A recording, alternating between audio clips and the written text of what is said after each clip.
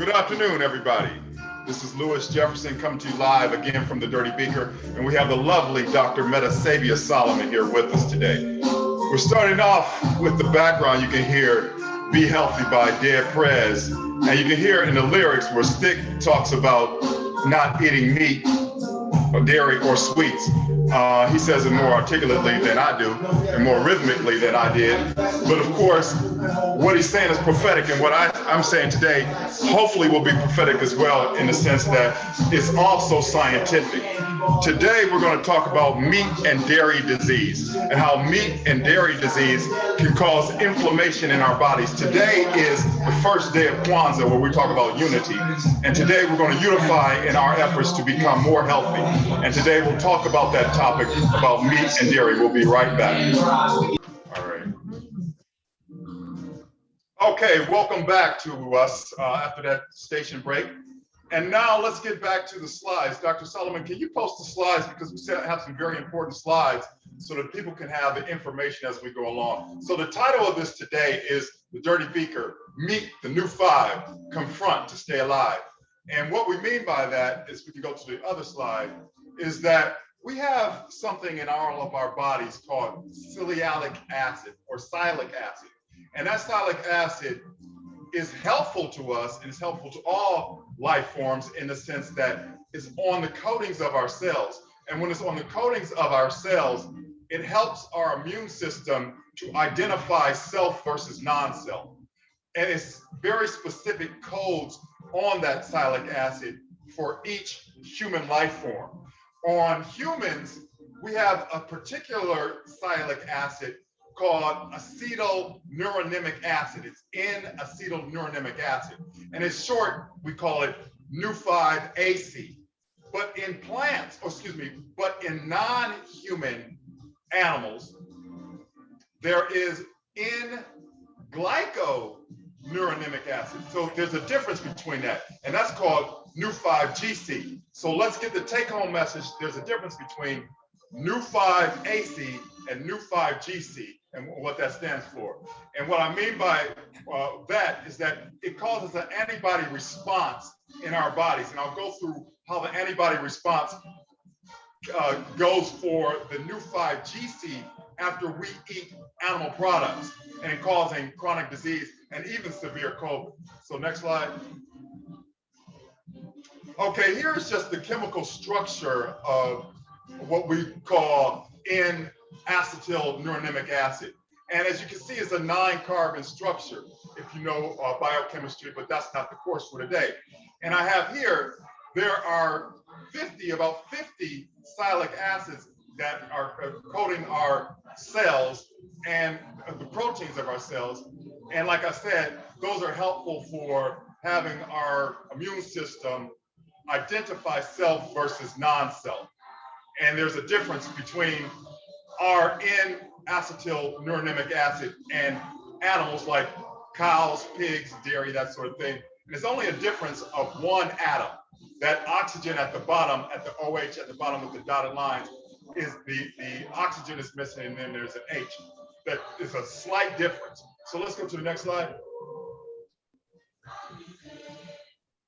Okay, here we have like a diagram, and let's look at the colors here. As you can see in humans, where I have a circle, there is, you see the blue, you see the green, you see the blue, and these are color codes for certain glycoproteins or certain glycans, and those glycans are different in names. And at the top of this, you can see this purple or sort of lavender, and that is N-acetylneuronic acid. Whereas on the non-animals, you can see there's a variety of them. One is mannose, which is another carbohydrate. The other one is galactose, which you hear a lot of, which is a formulation of milk product.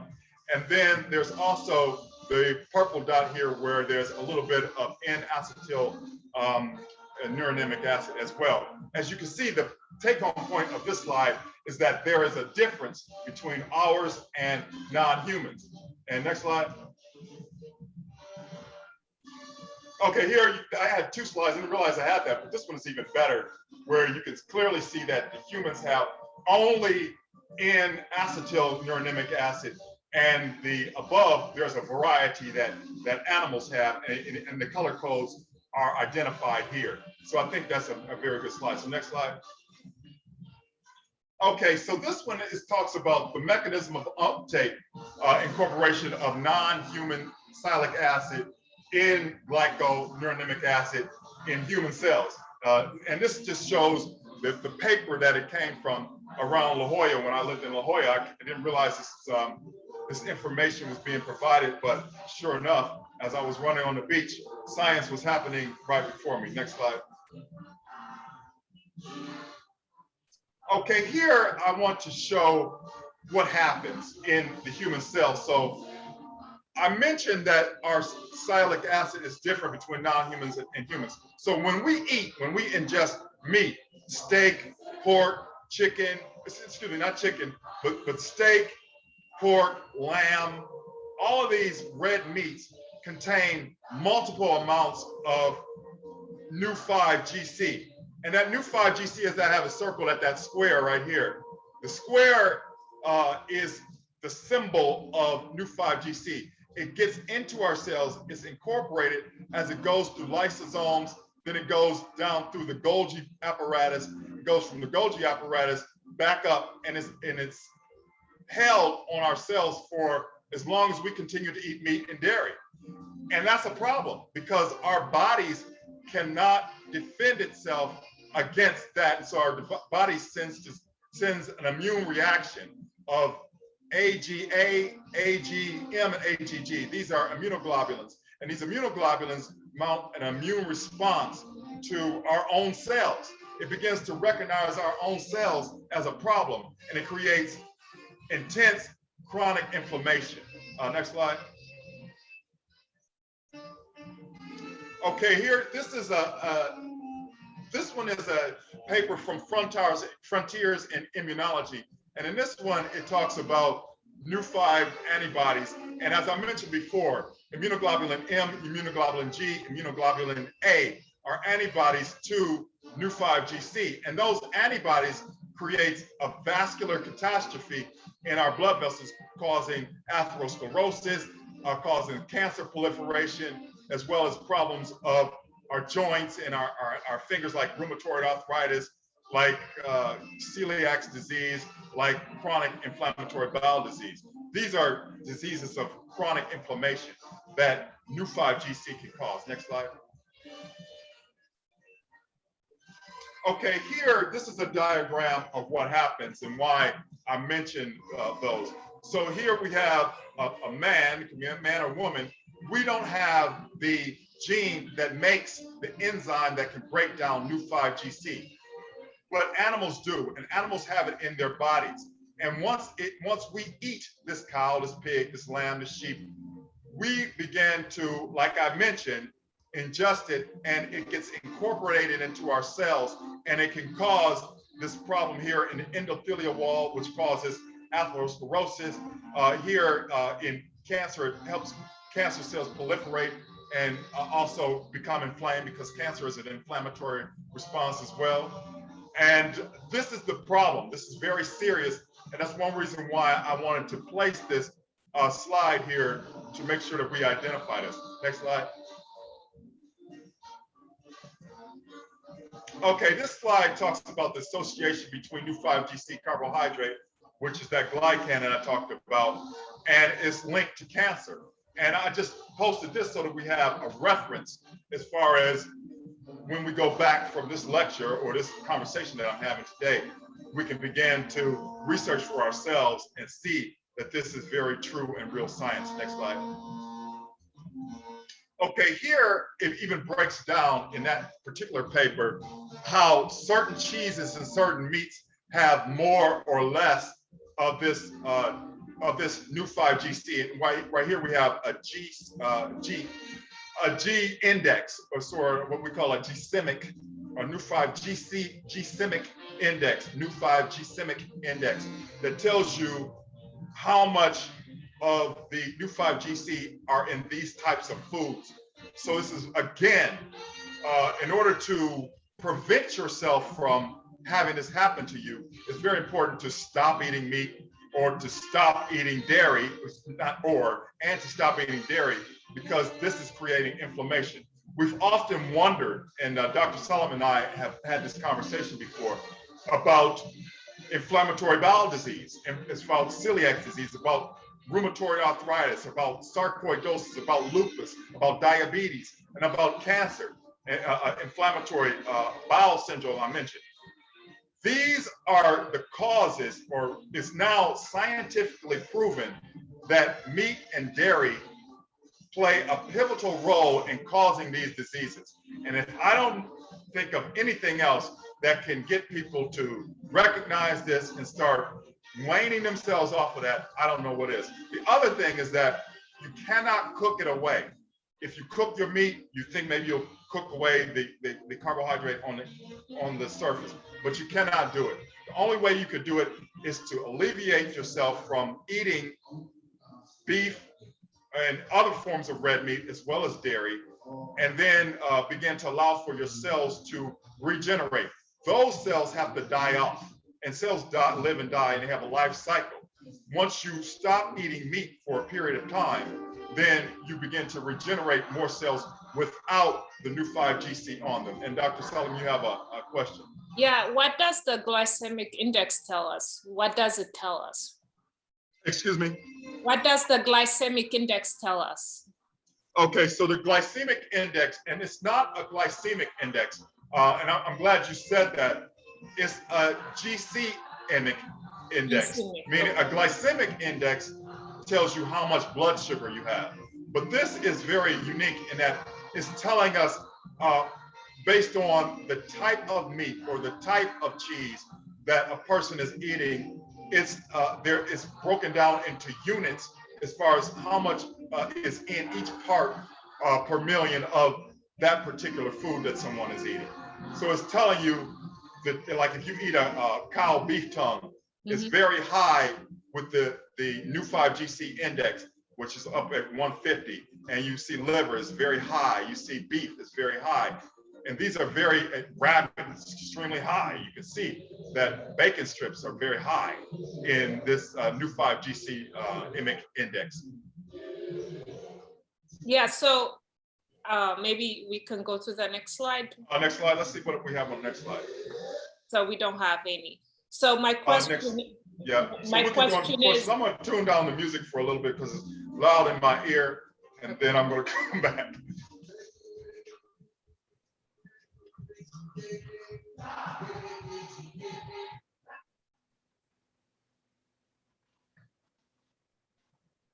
Okay.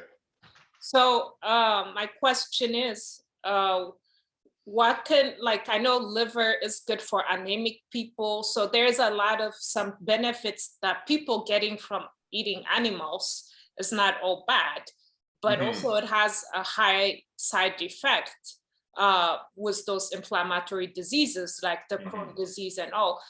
So what can people do to replace this? So that to get like whatever they're getting from liver, whatever they're getting from beef. You know, people say eat beef so that you get protein or any of that. Yes. So what can people do for that? Yeah, so that's an outstanding question. And my take-home point is to move toward a plant-based diet. But one thing that you say in that question, I must mention, is that Neu5 GC is not in poultry and is not in fish. Okay. And that's a point that I didn't make. And so if you are looking for some other forms of protein beyond plants, poultry does not contain Neu5 GC. Fish does not contain Neu5 GC except for fish eggs. So if you eat caviar, if you're putting fish eggs on your sushi, then again, it may have some G5 in it, and you want to have G5 out of your life. So that's one question. The other thing is that we eat much too much protein anyway. You know, our bodies don't require the grams of protein that we consume in these large parts and portions of meat that we do eat. And you can get quite enough protein from beans, legumes, nuts, even vegetables all have amino acids that amount to proteins as well as quinoa. They also have lots of iron, as most people would know, that beef and red meat have a lot of iron. You can't deny that. But there's also forms of iron that you can get from lentils, from spinach, from different sorts of legumes that if you eat it in volume, you can get enough iron. But you raise a good point. Beef does have that. And then, of course, fish and poultry have iron in them as well. And there are plants that have iron in them. Another great source of iron is a green plant called fenugreek. They eat it a lot in India and in northern parts of Africa. It's called fenugreek, which is very, very iron intense. So think of that as well. Okay. It's an excellent question. Okay. Yeah. I think that's good. And what are the tests people can do to know what is the glycemic index in their body? Is there a way? What are the tests they can do? Yeah, that's a good question, because that was a French study. And I'll look more into whether there are some places where you can get the glycemic index test. I do know of specialty labs. There's a brother here in California and in North Carolina that has a specialty lab that deals with sorts of unique indices within our blood that need to be profiled.